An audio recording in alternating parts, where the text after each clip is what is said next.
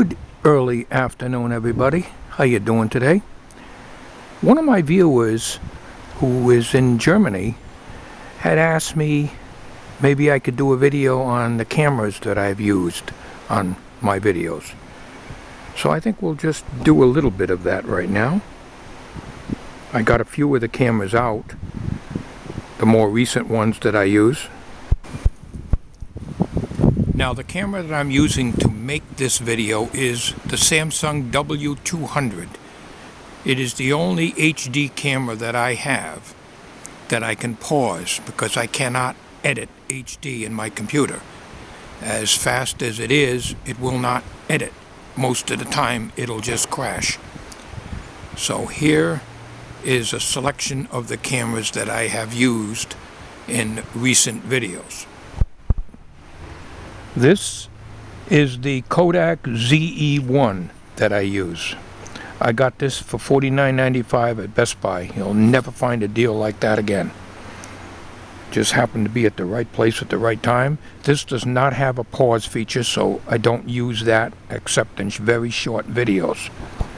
That is why I'm using the Samsung W200 now, because it has, as I said, a pause on recording the video, because otherwise I'd have to run it through an editing program.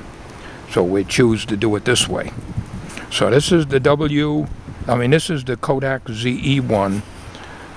Does not have a battery you can remove. I like it very much.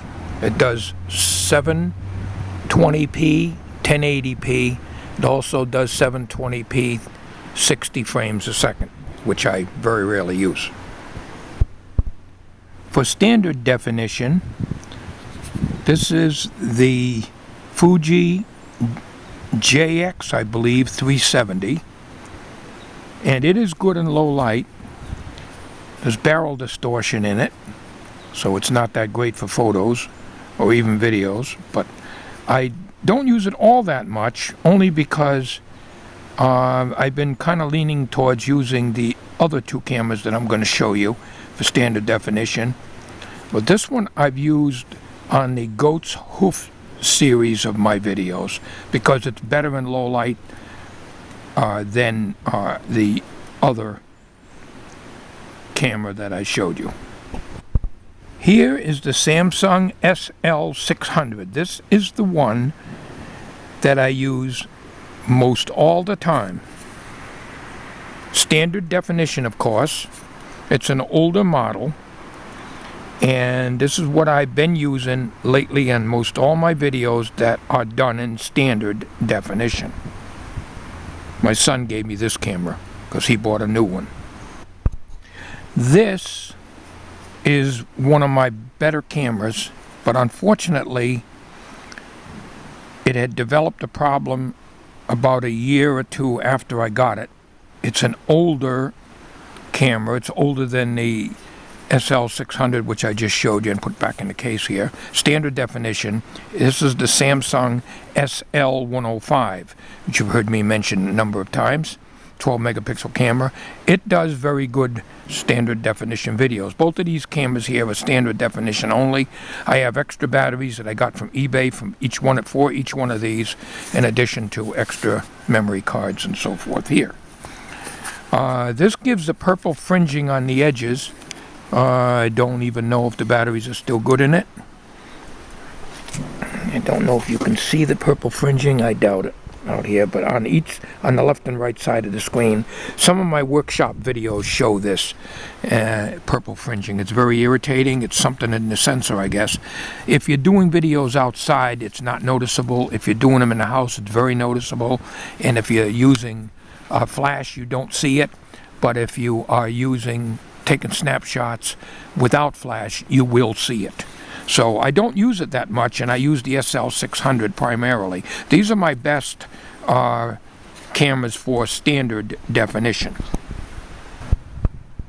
By the way, these two Samsungs, the SL105 and the SL600 that I just showed you, do AVI files, and they are apparently progressive scan because there's no, when you're panning fast, you don't see these jagged lines in there. This I bought on sale. It's a 30 gig hard drive. I paid $150 on clearance about 4 years ago. I don't know. And it records not too great a quality videos. It's standard definition, of course, and it records in what they call a MOD file. MOD, a Pinnacle, it takes a long time for Pinnacle Studio version 12 or my former version 15 to edit. It's almost like HD as far as editing. It's slow, and this, if you take and pan fast outside, you'll see jagged lines. The jagged lines mean that it is interlaced. In other words, it's not even, it is, you can set this for 720. It's standard definition, not HD.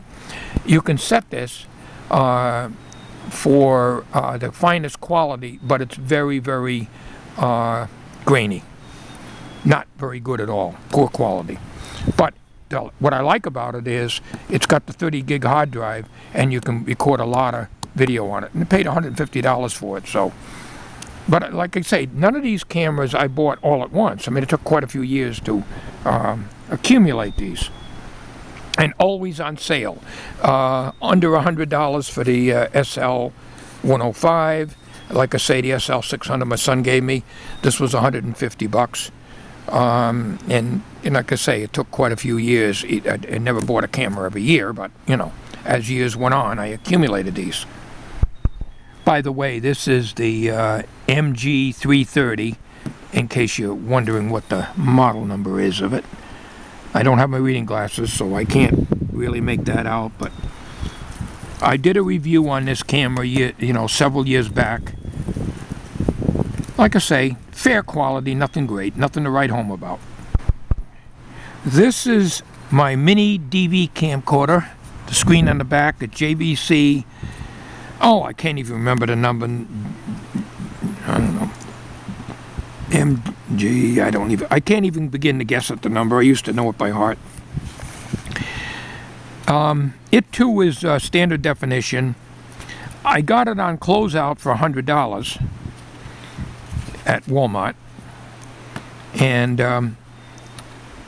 it's all right. Now, I've got two other older ones.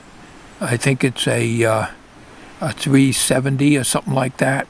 This is the A30. I don't know what the lettering is before it. I can't recall. But its too is interlace.